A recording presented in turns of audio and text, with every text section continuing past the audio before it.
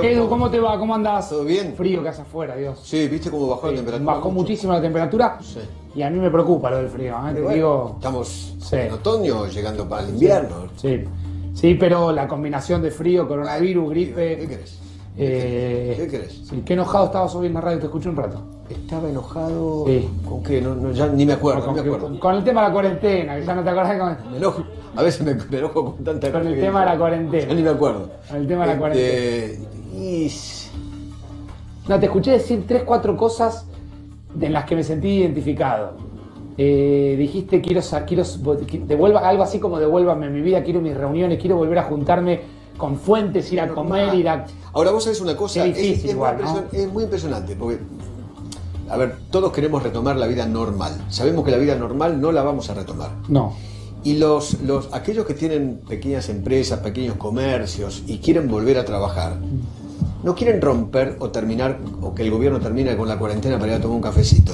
No, claro. Quieren ir a laburar. Para facturar por lo menos algo. Quieren laburar. Claro, sí. No quieren salir para la joda. Quieren solamente salir a laburar. Sí. Y que la gente que trabaja para ellos pueda laburar también. Sí. ¿Entendés? Sí, hay muchas empresas chicas viendo de qué manera arman el protocolo. Hoy leía... Y te digo una cosa, y hoy voy a contar algunos datos, Eduardo. Muchos grupitos de comerciantes, grupos de pequeñas empresas que se están cortando y desmarcando de las grandes de CAME, la CAC, y empiezan a presionar desde el interior del país. Hay muchos comerciantes con mucha preocupación, ¿eh? Hay muchos comerciantes que dicen, che, o le dicen a algunos comerciantes, porque los comerciantes quieren salir a abrir directamente. Yo el lunes abro. Sí. A mí no me importa lo que me diga el presidente. Abro. Lo cual, a ver, está mal eso. Claro. No darle importancia a lo que dice el presidente está mal. Ahora, es tanto el hartazgo y es tanta la presión que los comerciantes y los pequeños industriales o pequeños empresarios tienen, porque no van a quebrar. Entonces dicen, yo voy a abrir, y algunos le dicen, ojo que si abrís te van a ir a clausurar. Pero si yo ya tuve clausurado el comercio 46 días, ¿qué me importa? A ver, contame. Sí, es así. Mirá, tenemos algunos datos de, por ejemplo, ciudades como Villa Regina en Río Negro, ciudades como General Roca, ciudades de Entre Ríos. ¿Vos hablaste de Santa Fe ayer? Sí. Después al otro día me llamaron y me mandaron fotos. ¿Cómo se ve, digamos, el programa? No, se ve mucho. Me mandaron fotos de grupos de A20, de A30, de A40, insisto. No estoy hablando de las cámaras organizadas, de las CAME, de la Unión Industrial Argentina, de aquellos que pican, que vuelan alto, que van a Olivos. Estoy hablando de comerciantes y pequeñas empresas desesperadas. Que empiezan a ver de qué manera plantean su vida de acá el próximo lunes con esta consigna, ¿sí? Con la consigna de yo voy a abrir o voy a abrir. Que no lo estamos alentando desde acá. No, obviamente no. Pero también coincido con lo que vos planteás. Es casi una súplica. Ojo, yo creo que ya gente del gobierno del gabinete se dieron cuenta porque González García, Ginés, dijo la cuarentena va a seguir. Ya te está divirtiendo. Pero que va a seguir. Pero con otras características. Sí. Algunas personas están cansadas y angustiadas. Sí. O sea, ya el gobierno está tomando nota de esto. Y agregó algo, que es un concepto que me parece que lo vamos a empezar a escuchar mucho. Yo creo que en este momento hay una persona que el presidente escucha muchísimo, que es el doctor Pedro Can. Sí. Que obviamente integra el grupo de asesores. Ahora voy a contar algo. El amigo íntimo del ministro. De Ginés. Sí. Vamos a empezar a escuchar mucho este concepto. Hay que pedirle a la gente que cumpla fuera de la casa lo que cumplió dentro de la casa. Responsabilidad. Lavate las manos, usá el alcohol en gel, social, ponete el tapabocas. Esto que nos pasa a nosotros. Que mucha gente también a veces nos escribe, algún que otro enojado en redes. Ustedes que hablan y si van a trabajar. Bueno, es la tarea que nos toca, es el laburo que nos toca.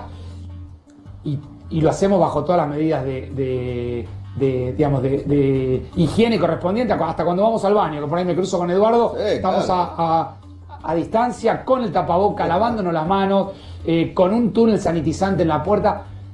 Y si a partir del lunes la Argentina empieza a ser otra, un poquitito más normal que esta Argentina que estamos teniendo, hay que ser No, muy... a ver, te diría apelemos a- talibanes de la responsabilidad. Apelemos eso, a la responsabilidad individual.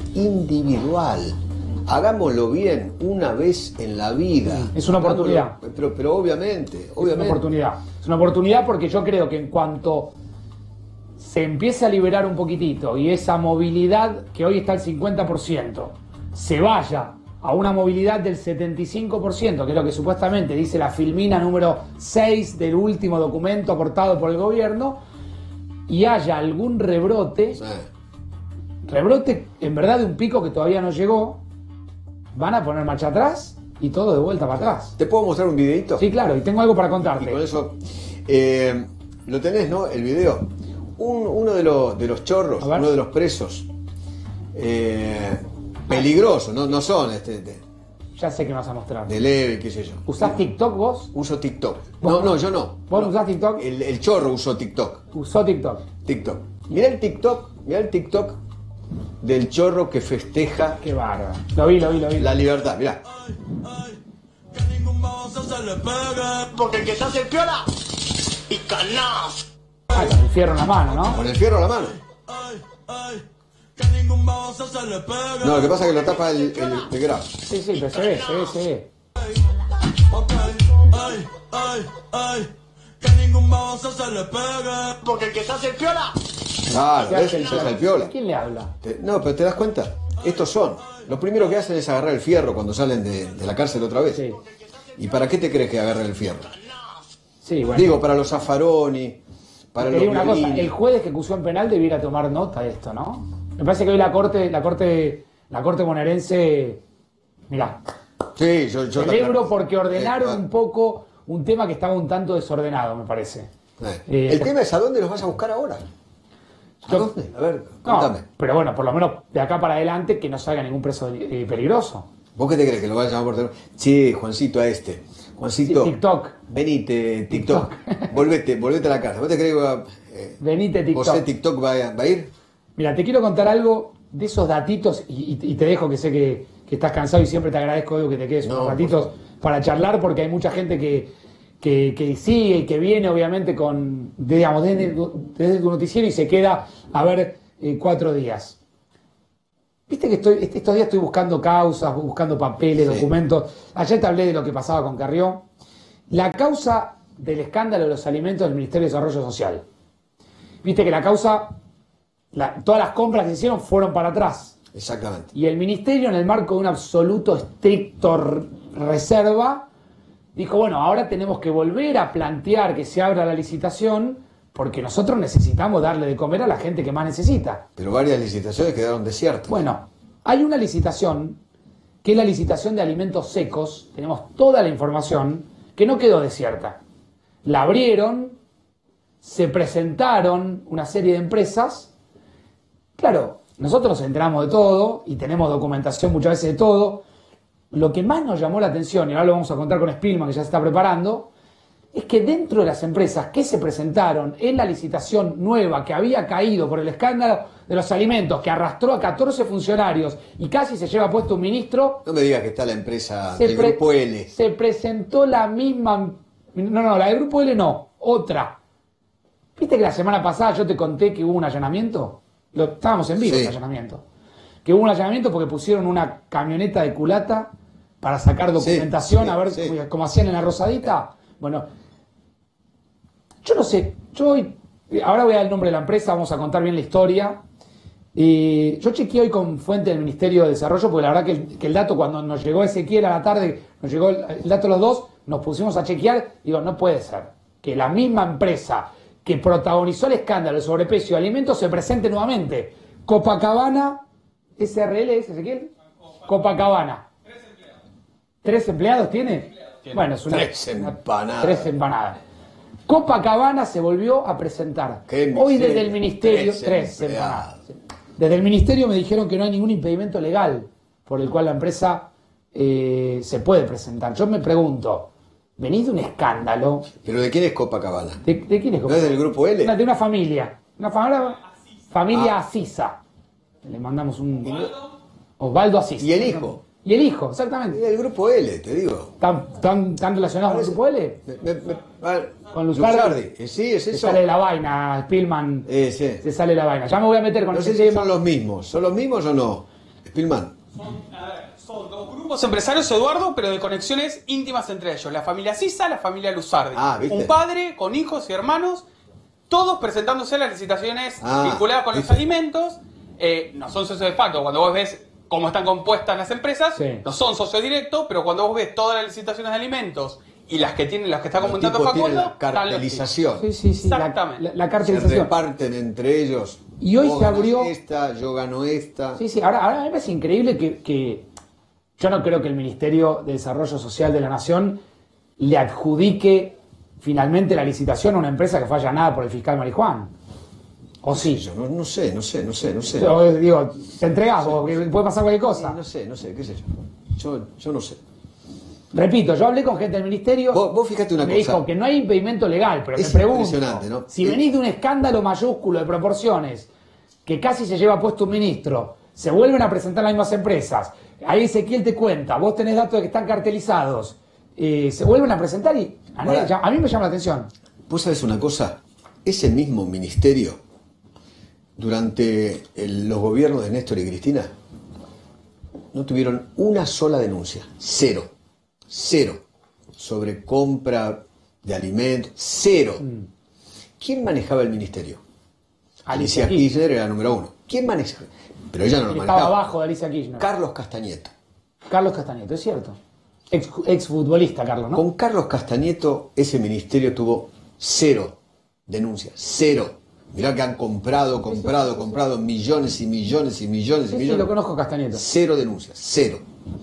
Digo, ¿por qué no nos llaman? ¿Por qué no llaman a los que saben?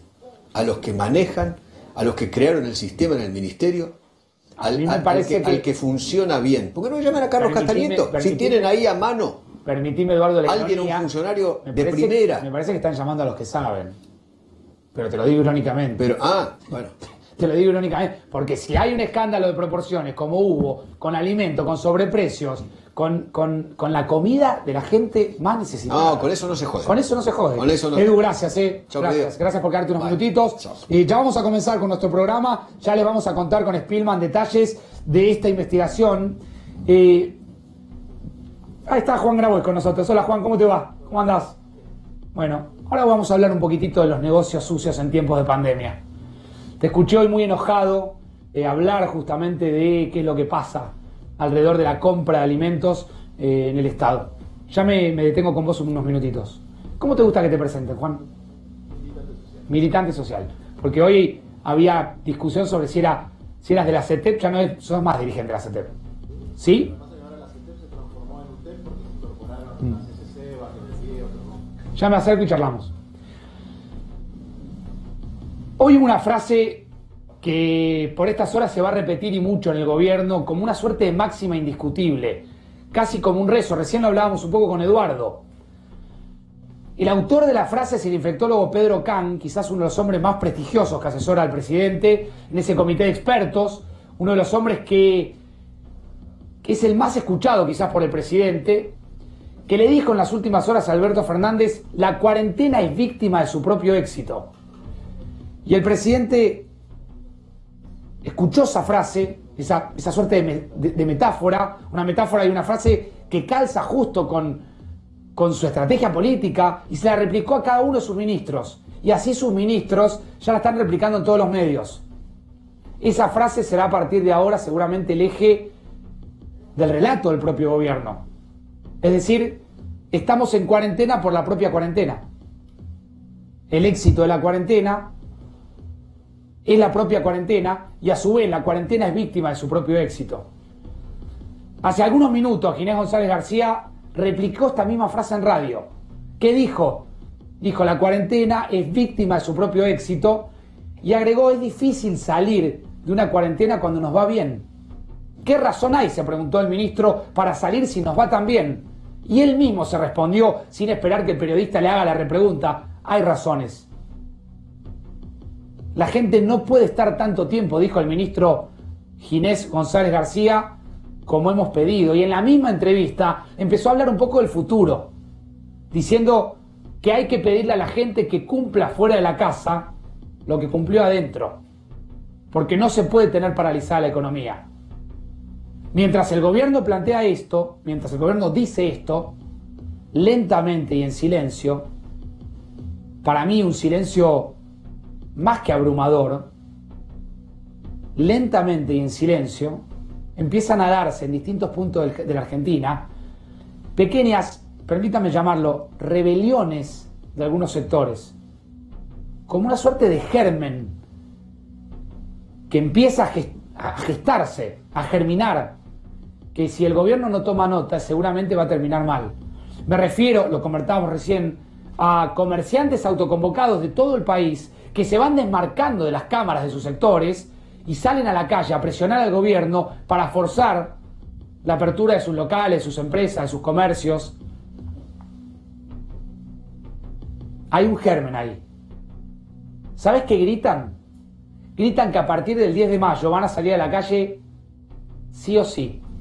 Pase lo que pase, anuncien lo que anuncien. Por supuesto que desde este lado no estamos alentando a que eso suceda. Estamos poniendo arriba de la mesa lo que está sucediendo. Solamente pongo algunos ejemplos. La Liga de Comerciantes de Santa Fe, un pool de pymes que ya se cortó de la CAME, la cámara que nuclea a las pequeñas y medianas empresas, y replicó protestas en Rosario y en las ciudades de Esperanza, en Santa Fe. Fíjate. También sucedió algo parecido en Entre Ríos, en Río Negro, Santiago del Estero, en Salta. Estas imágenes que estabas viendo recién no son la cola del banco, ni la cola de un supermercado, ni la cola de un comedor.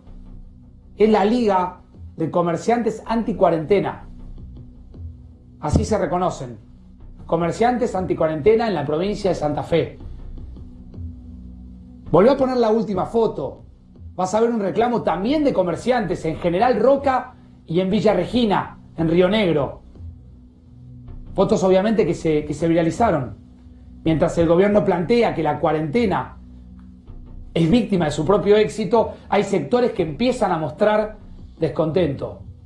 Incluso se habla, yo no voy a replicar, pero se habla de una sospechosa movilización fogoneada en redes para que en vez de hacer sonar las cacerolas desde los balcones, la gente salga a la esquina, respetando el distanciamiento social, eso sí, con barbijo, eso sí, pero para hacer sentir supuestamente el reclamo de un parate inédito de la economía argentina.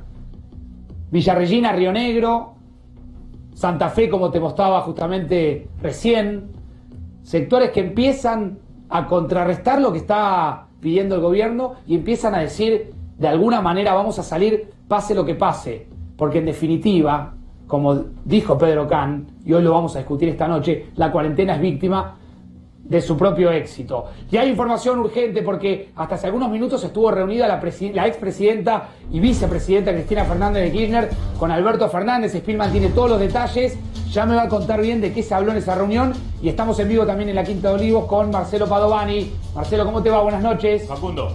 ¿Cómo andás? ¿Cómo estás, Facundo? Buenas noches. Se acaba de retirar hace algunos minutos la expresidenta Cristina Fernández. Estuvo 3 horas reunida con el presidente de la Nación, Alberto Fernández, hablando de distintos temas, pero lo que trasciende, la información que pudimos obtener a esta hora aquí en la Quinta Presidencial de Olivos, es que hablaron de la deuda. ¿Recordás? Bueno, repasemos, ¿no? Hoy algunos fondos de inversión rechazaron esta propuesta que hizo el Estado argentino a través del ministro de Economía. Sí. Y, por supuesto, todo lo que tiene que ver con la pandemia y con el coronavirus. A propósito, Facundo, todavía no está claro cuándo va a ser el anuncio. Recordemos que vence el domingo a las 24, el próximo domingo, teóricamente en Argentina termina la cuarentena. El anuncio del presidente podría ser el viernes o el sábado, eso sí, aún está por definirse. Lo cierto es que estuvo aquí la expresidenta Cristina Fernández, presidenta del Senado. Recordás también, el próximo 13 de mayo va a ser la primera sesión virtual en el Senado. Claro. En lo que Cristina tuvo mucho que ver con el tema de pedir, por ejemplo, la opinión de la Corte acerca de si se podía hacer o no, y si era legal o no esta sesión virtual, que va a ser el 13. Y esta semana también en diputados vamos a tener una prueba de sesión virtual en la Cámara de Diputados. Ya están todas las pantallas instaladas en la Cámara Baja como para que los diputados accedan a sus bancas, claro, remotas en distancia, digamos, desde sus lugares, desde sus hogares, desde las legislaturas o directamente desde sus casas para participar de la sesión. Pero Bien. lo cierto es que estuvo Cristina Fernández aquí reunida con el presidente Alberto Fernández. Fue la tercera visita de la expresidenta. La última había sido precisamente cuando Guzmán aquí, el ministro de Economía, Sí. presentó la oferta Bien. a los bonistas. Bien, Marce, gracias. Gracias por el móvil allí en la Quinta de Olivos. Ezequiel, ¿de qué hablaron? Vamos a contarte un par de cosas más, agregamos a lo que contaba recién nuestro colega. Primer dato color interesante, Facundo, cuando entra la expresidenta no la vieron porque el presidente Alberto Fernández la recibió en la oficina del chalet que tiene la residencia y todos los funcionarios están a más o menos 200, 300 metros donde está la jefatura de gabinete, donde está Santiago Cafiero y parte de los asesores del presidente. Por eso nadie la vio tampoco salir al principio, porque justamente estaba en el chalet presidencial. Entre otras cosas también hablaron de Fernanda Raberta, la nueva titular del ANSES, muy cercana al expresidente y también a Alberto Fernández, es decir, cercana a ambos. Alberto Fernández ya le había puesto un ojo cuando Axel Kicillof se la llevó en el área para el área social. Y en segundo lugar, Sí. Facundo, atento con este dato, estuvieron hablando del tema del dólar también, no solo del coronavirus. Y estuvieron hablando de Miguel Pese, el titular del Banco Central. Cristina estaba muy preocupada por el aumento, me cuentan, de la liquidez, en el aumento de la liquidez de Claro. pesos y que eso tenga un impacto inflacionario y también del tema del dólar. Ninguno de los dos es especialista en ese tema, pero sí fue uno de los temas que se coló, además de lo que contaba recién el colega sobre el coronavirus, en la reunión que terminó hace muy poquito, me cuentan, y también que Alberto le contó que estaban hablando, no solo con Pese, sino con todo el gabinete económico, del tema de las tasas, de lo que están haciendo los bancos. Cristina me cuenta que tiene una mirada muy dura sobre el comportamiento de los bancos en la pandemia y sobre el futuro de la economía en general. Bien, buenos datos, ese. Ahora me acompañás con el tema de los alimentos. Está el doctor Jorge Hefner. Doctor, ¿cómo le va? Muy bien, Buenas gracias. noches, gracias por venir. Lo he escuchado muy optimista en los últimos días y este es un programa optimista. Así que en un ratito vamos a detenernos a hablar de vacunas. ¿Sí? ¿Estamos más cerca de la vacuna? Sí. Bien, en un ratito lo Muy desarrollamos. optimista, muy ¿Sí? optimista. Muy optimista. Yo no soy tan optimista con esto y lo quiero hablar con Juan Grabois. Negocios sucios en tiempo de pandemia. Esto parece increíble que nosotros tengamos que ponernos a investigar lo que está sucediendo con los alimentos, con los insumos médicos, pero esto está pasando. Hay empresarios haciendo negocios en tiempos de pandemia y hay causas judiciales y hay licitaciones que se van generando en dos ramas distintas, tanto en alimentos como en la salud. Vos te preguntarás del otro lado, y ahora lo vas a escuchar a Juan hablar de este tema, ¿cómo puede ser que haya tipos que se dediquen a hacer negocios en tiempo de pandemia? Bueno, de este lado te vamos a contestar que sí, que hay gente que se dedica a hacer negocios en tiempo de pandemia, pero que también el Estado, que las clases políticas tienen que ponerle un parate a esto. Porque si no, es el cuento de nunca acabar. No hace falta llegar a una pandemia para darnos cuenta que son siempre las mismas empresas. Hoy estuve charlando con Spielman toda la tarde, tratando de saber bien quién es la cara detrás de cada empresa. Sabemos quiénes son, lo vamos a contar. La justicia también tiene que estar a la altura de las circunstancias, e investigar hasta el final para saber bien quién está detrás de algunas jodas que se dan, con la plata de todos. ¿Sí? Hoy Juan Grabois dijo, antes eran roban pero hacen, ahora es no roban y no hacen. Le quiero preguntar bien a Juan si esto tiene que ver con la burocracia estatal, que de alguna manera tiene que ver con esto, Juan, ¿no? Ahora voy a desarrollar esto, pero decime. No, yo lo que planteo es que en la sociedad, en un momento en la época de Menem, esa frase se decía mucho, roban pero hacen. Y hay un problema con los empresarios, con la política, pero también con la sociedad. Es decir, el procedimiento de compra del Estado es la máquina de impedir o la máquina de afanar. Pero si se cambia ese procedimiento por un procedimiento eficaz, transparente, pero rápido, sin estas licitaciones ridículas, pareciera ser de que no hay institucionalidad. Entonces, yo lo denuncié, pataleé con lo que pasó en el Ministerio de Desarrollo Social de la Nación, que me parece una barbaridad, siendo del espacio político Claro. del Desde presidente. adentro, digamos. Ahora, no me voy a olvidar tampoco de un señor de la rancia oligarquía argentina que se llama Sáenz Valiente, que vendió barbijos a 3.000 pesos a Rodríguez Larreta. Y vencidos. Vencidos. Ese mismo señor y esa misma familia son los que especulan con el precio de la carne, pues son los que manejan el mercado de Liniers. Es decir, acá está lleno de kioscos, kiosquitos y supermercados de gente que no se preocupa por el bien común. Y tampoco resolvemos los problemas. ¿Pero este gobierno lo permite, Juan? Mirá, el gobierno acaba de aterrizar. Te quiero decir que las empresas estas del grupo L, ¿no? ahora las vamos a nombrar. Estaban en la época de Carolina Stanley también, ¿eh? Sí, claro. No nos confundamos. Vienen de antes. Yo creo que el problema, más allá de algún negociado con estos temas, es que a veces es más fácil hacer la plancha y hacerse el boludo que enfrentar determinados intereses que siempre generan olas. Entonces, dejar las cosas como están. Hacerla fácil. Hacer de cuenta. Hacer de cuenta. Entonces, yo creo que esa es la actitud.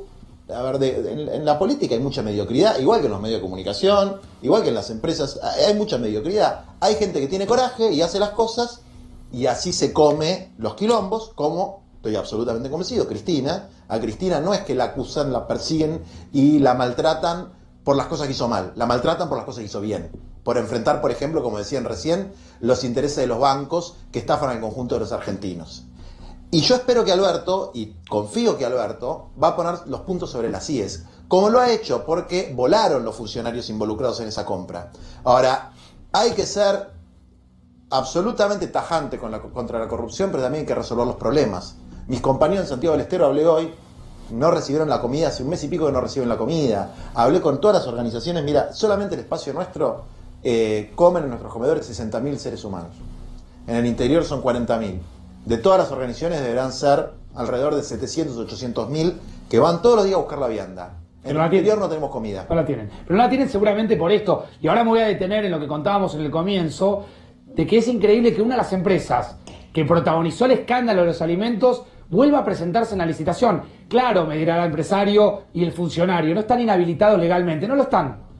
Pero estos son los negocios sucios en tiempos de pandemia. Negocios que van desde los alimentos, que terminan no llegando a los comedores, como planteaba recién Juan, y desde la salud, en donde le toman prácticamente el pelo a todo el sector que está, digamos, peleando, batallando, en la primera línea, que no tienen esos barbijos, que encima se venden a 3.000 pesos, carísimos y vencidos. Abrime acá, alimentos. Fideos, aceite y arroz. Cada una de estos capítulos tiene caras. Fideos, aceite y arroz. Alimentos básicos que la gente, que las familias necesitan en los barrios más postergados, más carenciados, con más problemas. Si yo toco acá en fideos, ¿sí?, se va a ver claramente qué aparece. Si toco en aceite, se va a ver quién aparece. Si toco en arroz, se va a ver quién aparece. Forain Sociedad Anónima en fideos, Sol Ganadera SRL en fideos, Copacabana Sociedad Anónima en fideos, Copacabana que se repite en aceite, Sol Ganadera que se repite en aceite, Teilem Sociedad Anónima se repite en aceite, Teilem se repite en arroz, Alimentos Generales Sociedad Anónima se repite en arroz, Copacabana Sociedad Anónima se repite en arroz. Quiere decir, tienen como algo así como el monopolio de la venta de los alimentos al Estado. Habían dicho que iban a comprar sin que supere el precio mayorista. Vamos a estar mirando si no supera el precio mayorista cuando compren. Y lo mismo pasa acá. Recién nombraba Juan a Sain Valiente, que es Green Salud Sociedad Anónima, con el tema barbijos. También con el tema alcohol en gel, donde hay dos empresas en la mira, Servicios para la Higiene Sociedad Anónima y Adox, digo bien, Sociedad Anónima. Esta es la estructura, ¿sí?, de las empresas que hicieron negocios en tiempos de pandemia. Yo le agregué el título Negocios Sucios en tiempos de pandemia. Y lo que me parece realmente increíble es que una empresa como Copacabana Sociedad Anónima, que apareció en la primera licitación con porcentajes altísimos, ¿sí?, de sobreprecio, se vuelva a presentar. Es una empresa que falla nada. ¿Sí?, donde pusieron una camioneta que tuvo que ser seguida por la fuerza de seguridad porque presumía el fiscal de la causa, Guillermo Marijuán, que se estaban afanando documentación para que, si los allanaban, no encuentren todo lo que obviamente la justicia igual encontró y nosotros vamos a encontrar.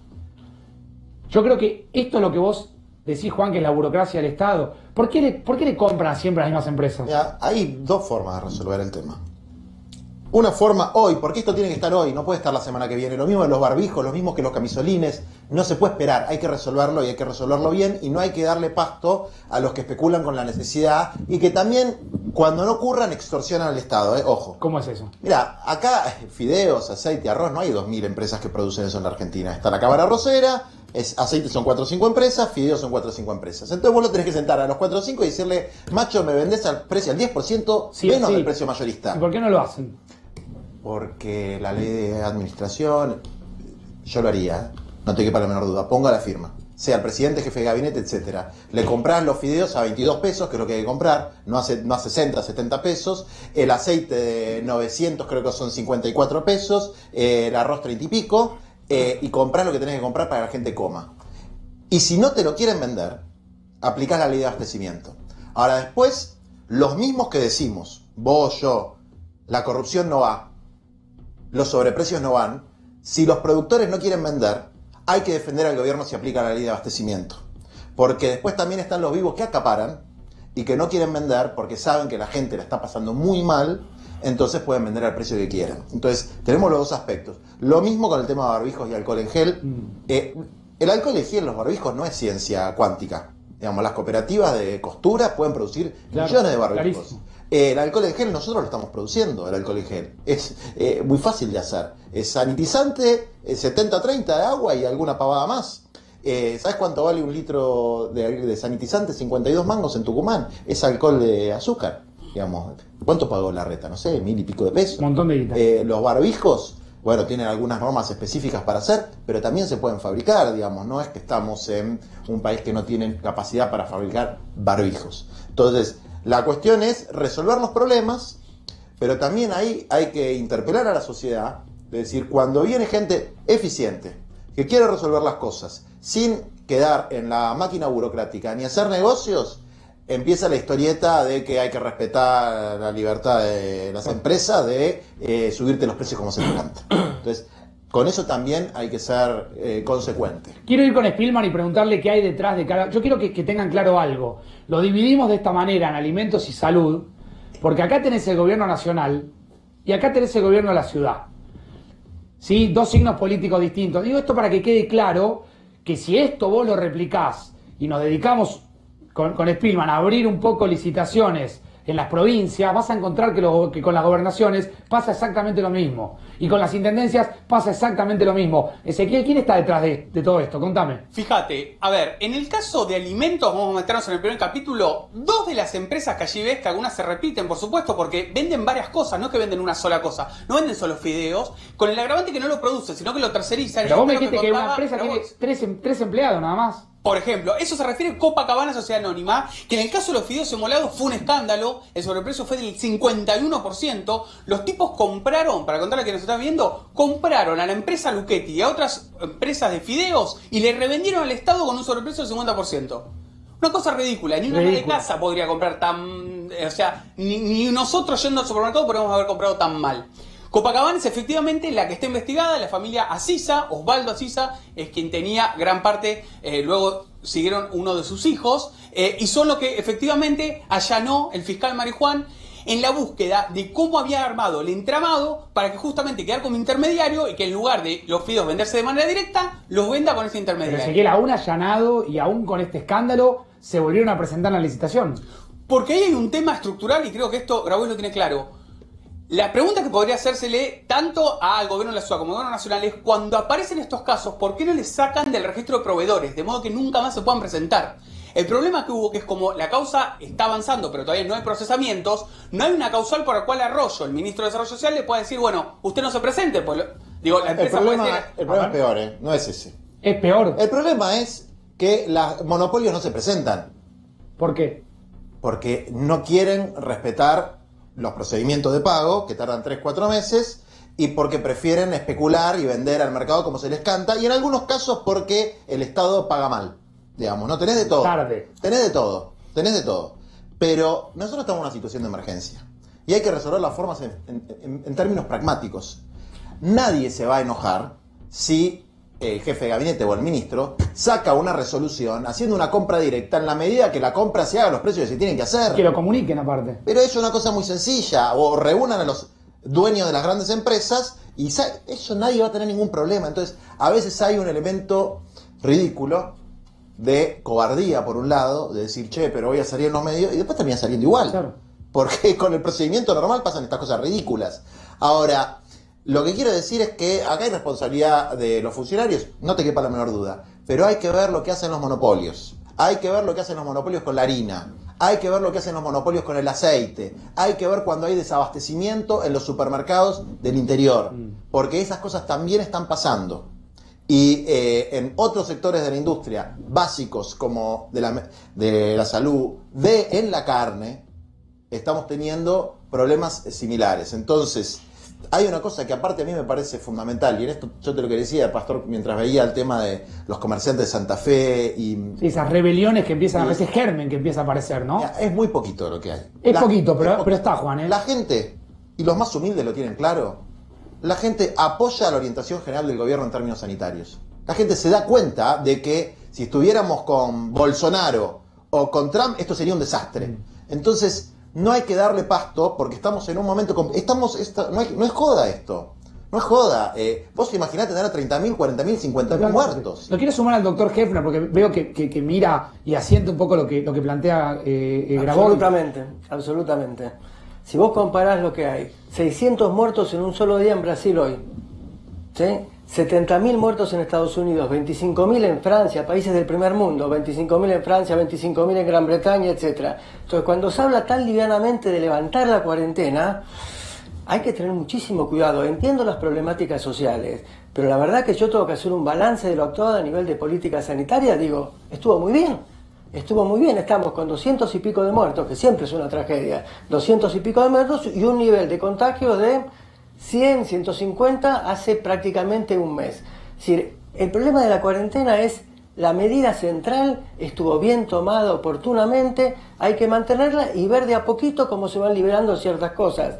Pero yo coincido con lo que dice Grabois en el sentido de no hacerse eco también de algunos sectores que por ahí genuinamente plantean el levantamiento de la cuarentena así en forma genérica, porque eso es muerte. Acá hay vida y muerte. Ahora, esos sectores, Juan, que plantea el doctor Hefner, que por ahí genuinamente ese tipo que tiene un comercio que está desesperado, invento, una librería, una pinturería que por ahí labura padre e hijo, una familia que tiene un kiosco, un almacén, bueno, los que no están pudiendo... Imagínate el cartonero, imagínate bueno, hay que hablar. El feriante. El feriante. Pero hay que apechugarla, porque el remedio puede ser peor que la enfermedad si se abre, y no hay que darle pasto porque hay intereses jodidos atrás de eso. Eso te quería preguntar. La rebelión del barbijo. Mirá, ni habría que hablar de eso, porque eso es un invento que se le está dando manija por una cuestión política, y atrás también hay sectores, empresarios, poderosos. ¿Me explicás qué es eso, Juan? La rebelión del barbijo, porque... No, es lo que vos mencionaste de que gente que iba a salir a manifestar con barbijo para un fogoneo raro para voltear al gobierno, yo creo que no va a tener ningún resultado, pero no darle ni aire a eso, porque insisto, el cartonero, el vendedor ambulante que se la está bancando, que por ahí no le llega la comida al comedor y se la banca porque sabe que hay que cuidar la vida y la salud de los demás. Hay que saber que a veces nos toca guardarnos y perder, y que después lo vamos a recuperar. Ahora, si convertimos la Argentina en un gigantesco cementerio, en una fosa común, nos vamos a arrepentir toda la vida. Y eso también aplica, y me meto solito en un tema jodido, con la cuestión de los presos. Digamos, entre liberar violadores, genocidas y asesinos seriales, y dejar las cosas como están, y que sea una bomba sanitaria, y tiene que haber algún punto intermedio, ¿no? ¿Cuál sería? Pero desde luego, vos tenés un 20, un 25, un 30% de presos por delitos graves, y después tenés algunos que van a terminar condenas, en 6 meses van a estar en la calle igual, por delitos leves, y vos tenés que aplicar un criterio sanitario. Ni el clamor de la sociedad, ni lo que dicen los medios, ni lo que dicen los opinólogos. Porque si vos actuás frente a una situación de esta, con otro criterio distinto que el del señor que es epidemiólogo, que la comunidad científica, que el consenso científico que hay alrededor de esto, la vas a pifiar. Si vos actuás apretado y asustado y acobardado por algún sector que chilla por algún tema y dejás todo como está, y bueno, después las consecuencias alguien las va a cargar en su conciencia. ¿Sentís que la oposición está en eso? Una parte sí, parte sí.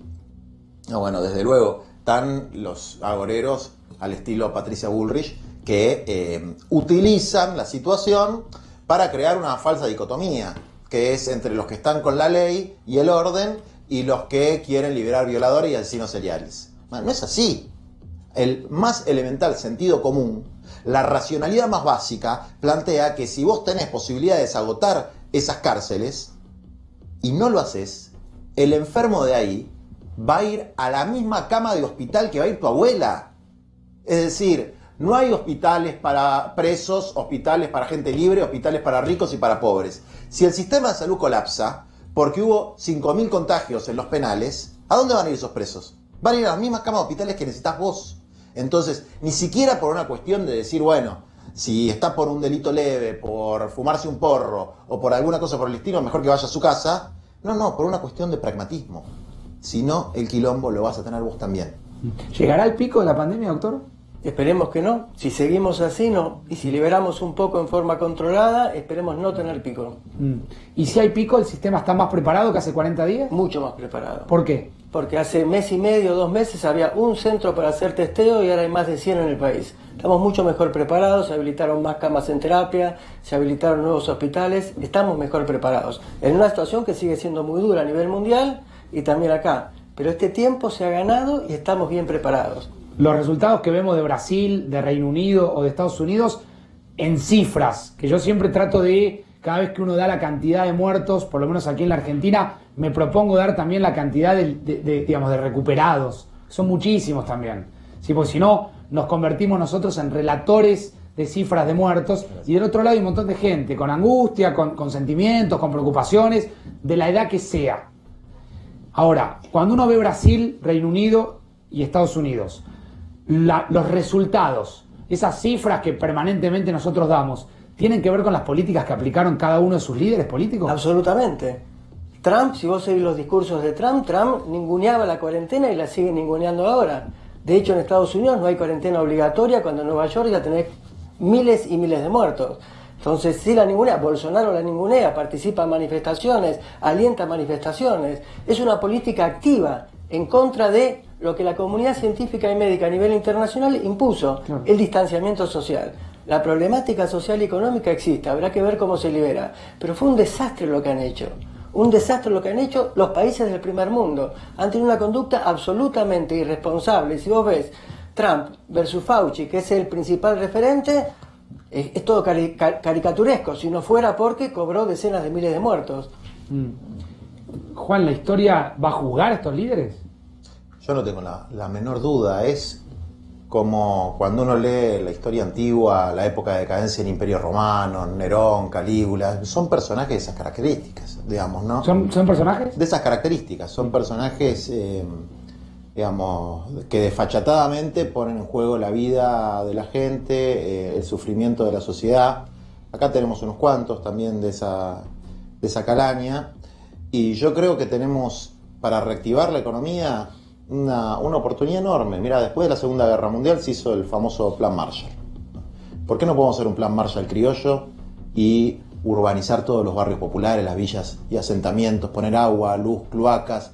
La Argentina es uno de los países más urbanizados del mundo. Tenemos 93% de la población en centros urbanos. Córdoba, la capital, el conurbano bonaerense, Santa Fe. No podemos distribuir mejor la población en el territorio, que una familia joven tenga un terrenito para irse un poco más lejos. Esas cosas nos van a hacer bien, porque también esta pandemia demuestra que estos niveles frenéticos de vida, estos ritmos de sobreurbanización, situación de desprecio por el ambiente, bueno, también conllevan consecuencias para el conjunto y que nadie se salva. Ni los ricos ni los pobres. Y esto quedó, me parece, probado con la pandemia, ¿no? Desde luego. Siempre sufren más los que viven en situación más precaria. Pero no se salva a nadie. No se salva a nadie y o nos salvamos todos juntos.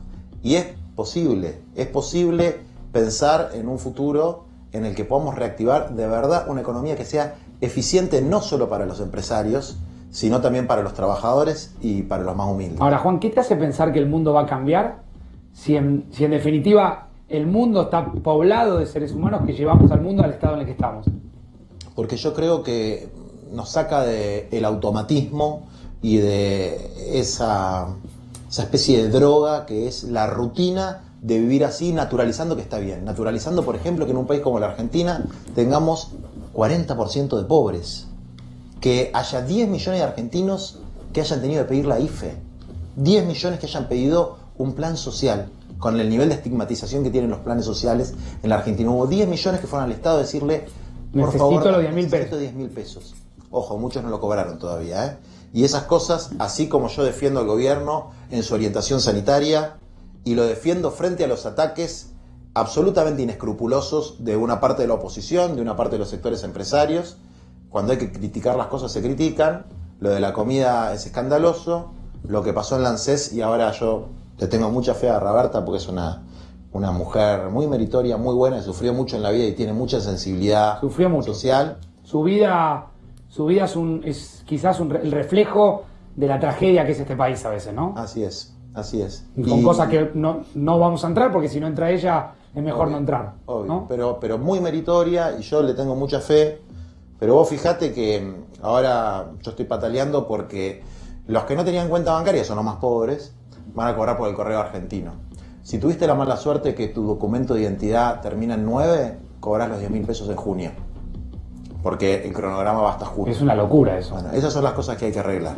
Y esas cosas hay que decirlas. A veces, del lado de mis propios compañeros, en el campo, si se quiere, del frente de todos, se enojan cuando yo planteo estos temas, como que es darle pasto a los gorilas. Yo creo que es todo lo contrario, que darles pasto es no señalar las cosas cuando están mal y que después estallen, digamos, ¿no? Yo creo que hay que corregirlas ahora y después, por otro lado, también señalar que no tiene que haber hipocresía, con el tema y populismo demagógico con el tema de los presos. Pero vos crees que la hipocresía de una sociedad que arrastra una hipocresía de años se va a solucionar en 2 meses por una pandemia? No, pero hay que trabajarlo porque de verdad esto nos muestra que nos necesitamos entre todos, por lo menos para no jodernos la vida, porque si alguien no cumple lo que tiene que cumplir, te jode la vida.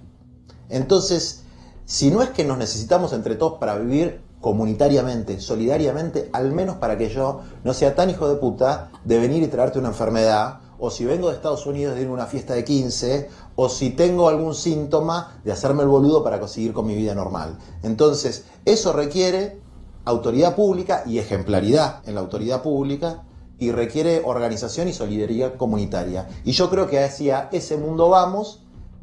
A riesgo de ser ingenuo, tengo mucho optimismo en que hacia ahí vamos a ir. Ahora me acerco que lo quiero saludar a Rosendo Fraga. Ahora te sumo, Ezequiel. Dale. Está Rosendo Fraga con nosotros. Rosendo, buenas noches, ¿cómo le va? ¿Cómo anda? Gracias por llamarme. Gracias a usted, Rosendo, por estar ahí. Hablábamos recién de los liderazgos políticos. Yo le preguntaba a Grabois, al doctor Hefner, un poco a la gente también en casa que está participando del programa, si la historia va a juzgar algunos liderazgos políticos. Mencionábamos a Johnson, a Trump, a Bolsonaro. ¿Cuál es su mirada, Rosendo, de esto? Yo creo que ya en alguna otra conversación que tuvimos, a mí me parece que en el universo del mundo occidental desarrollado, y subrayo porque es muy distinto lo que pasa en África, sudeste de Asia, América Latina, la periferia de Europa, etcétera, mi opinión me da la impresión es que Angela Merkel es el líder en el universo del mundo desarrollado occidental que mejor ha manejado el tema de la pandemia. Primero porque él para mí la que habló con más claridad y me parece con más franqueza. Primero dijo, este es el mayor desafío de la Segunda Guerra Mundial que enfrenta Alemania, y ubicó el problema en un contexto histórico que lo dimensiona. Segundo, ella dijo, del 60-70% de la población de nuestro país va a estar infectada en distinto grado con la pandemia. Y tomó las medidas sanitarias necesarias para hacer que cuando vino el problema, bueno, Alemania logró manejarlo menor. La política, yo sé que hablar de política, ¿no es cierto?, pareciera casi un desprecio por lo que está pasando, por la entidad que tiene. Pero en el caso de Alemania, como en cualquier otro país, tuvo efectos políticos. Merkel, que es alguien que estaba declinando como liderazgo político, emergió. Y ahora hay quienes piensan que Merkel puede tener 5º mandato. Claro. Pero ella le ha dicho que va a renunciar a ello.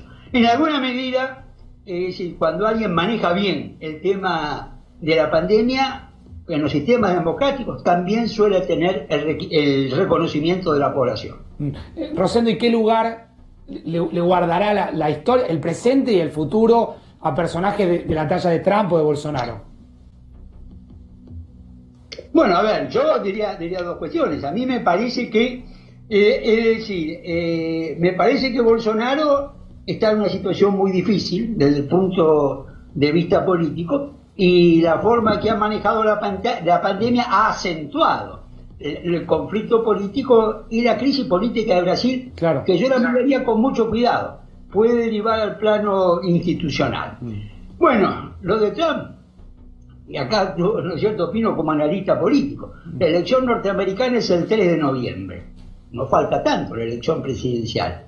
¿Trump va a ganar o perder? Honestamente, no lo sé, ni creo que nadie lo sepa. Hoy la sociedad norteamericana, nosotros a veces hablamos en la Argentina de grieta, pero lo que hay en Estados Unidos es algo mucho más profundo, me parece a mí, que lo que divide a la sociedad argentina. Algunos historiadores estadounidenses dicen que es la sociedad más dividida de la guerra civil del siglo, ¿no es cierto?, del siglo XVIII. Ahora, ¿cuál es el punto central, yo diría, en esto?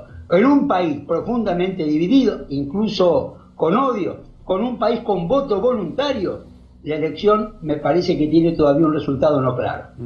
Rosendo, gracias, un abrazo grande, es un placer gracias, siempre Roberto, tenerlo, gracias, siempre está con muy buena predisposición, Rosendo. Doctor Hefner, voy a empezar la entrevista, voy a romper todos los manuales del periodismo, que es, yo debiera haber empezado la entrevista preguntándole a usted quién es, para que usted le cuente un poco a la gente qué hace. Porque en un momento usted hablaba y abajo aparecía un título que decía El Escuadrón de Científicos. ¿A qué se dedican? ¿Qué hacen? Yo soy profesor de inmunología en Facultad de Medicina, investigador del CONICET, y se armó por políticas del Ministerio de Ciencia y Técnica una unidad que es COVID-CONICET. Entonces, dentro de las cosas buenas, y por qué peco de optimismo, yo vengo de una facultad donde en las últimas semanas cerca de 7.000 estudiantes de los años superiores se apuntaron para ir a los vacunatorios, corriendo riesgos. Estamos haciendo testeo de esos mismos chicos, y esos mismos chicos fueron al frente, están vacunando en lugares de distinto tipo, en lugares pobres, en lugares de clase media, etcétera. Y vengo a otro lado, que es CONICET, donde empezamos nosotros a hacer diagnóstico, pusimos un mailing para que nos llamen y centenares de becarios investigadores. Entonces hay una polenta grande y hay mucha solidaridad, no se gana un peso por esto, se corren ciertos riesgos en estas tareas.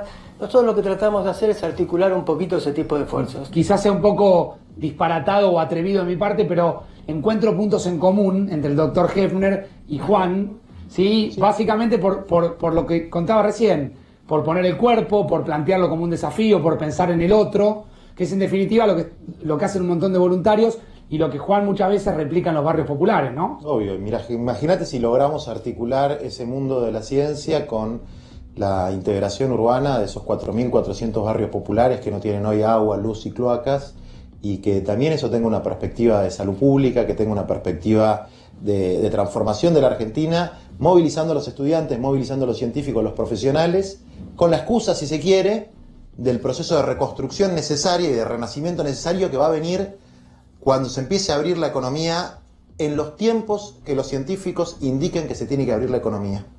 Y que los grupos de presión, incluso nosotros, que tenemos necesidades terribles, incluso mis compañeros que viven al día, yo tengo la responsabilidad de decirle, banquen compañeros, banquen muchachas, banquen mujeres, vamos a hacer lo que podamos, por eso vamos a reclamar la comida, por eso vamos a denunciar si alguien roba con eso, porque hay que quedarse en el barrio, a veces quedarse en tu casa es imposible en un barrio pobre, hay que quedarse en la casa hasta que nos digan los científicos que podemos movernos, porque lo principal es cuidar la vida. Yo quería consultarle a Graboy, Facu, ¿era inevitable la llegada del coronavirus como llegó, por ejemplo, digo en la Villa 31 puntual? Porque no es, es grande en dimensiones, pero quizá si crees que era algo inevitable justamente por las dimensiones, o podría haber hecho algo más el Estado porteño, el Estado nacional, el que vos indiques, para evitar los contagios masivos ahí. No, lo de la Villa 31 fue criminal directamente, ¿eh? O sea, lo de la Villa 31 fue criminal. Primero hay un problema que todavía no se arregló con el agua, con la producción de agua. Los chicos de la Garganta Poderosa lo denunciaron con mucha claridad, hicieron un video extraordinario al respecto. Y después, llamabas por teléfono y no venía nadie. Y después había una mujer internada, yo tuve 3 casos de compañeros de mi organización con situación de coronavirus, uno en Villa Porteña. No vienen a explicarte muy bien lo que tiene que hacer la familia, después cuando se tiene que quedar en cuarentena. Claro. Y eso es un problema que en la capital, que tiene todos los recursos y tiene toda la plata para resolverlo bien, no lo hagan, es criminal, es criminal. Entonces, la verdad que yo espero que Larreta se ponga las pilas con esto, porque tiene los recursos para resolverlo, y es verdad que tenemos una tasa altísima de contagio por metro cuadrado y por cantidad de habitantes en Villa 31, que no la tenemos en otras villas de la ciudad, por lo menos. de la ciudad y de la provincia. O sea, en la Villa 31 hay gente que tendría que también volar por los aires, encargándose de ese tema, que está laburando muy mal. Y cuando vos descuidás los lugares con esos niveles de superpoblación, bueno, el doctor lo podrá explicar mejor que yo, pero es muy peligroso. Si vos tenés un barrio con tanto hacinamiento, es muy peligroso. Entonces ahí habría que enfocar la política pública a resolver esos problemas. Me quedo con dos frases para el final. Una, la de las vacunas. Vuelvo a hacerle la primera pregunta que le hacía el doctor Hefner. ¿Estamos más cerca de la vacuna? Estamos más cerca. Hay 90 proyectos en marcha. 5 de esos proyectos internacionales, Europa y Estados Unidos, entraron en la fase 1 clínica, y el virus hasta ahora ha demostrado cambiar, pero no lo suficiente como para evadir lo que sería una vacuna universalmente aceptable. Ahora, hoy leía, doctor Hefner, que es muy factible que en las próximas horas se empiece a aplicar en la Argentina una modalidad terapéutica que es muy importante remarcar. Muy importante. ¿Sí? ¿Me la puedo explicar? ¿Cómo no?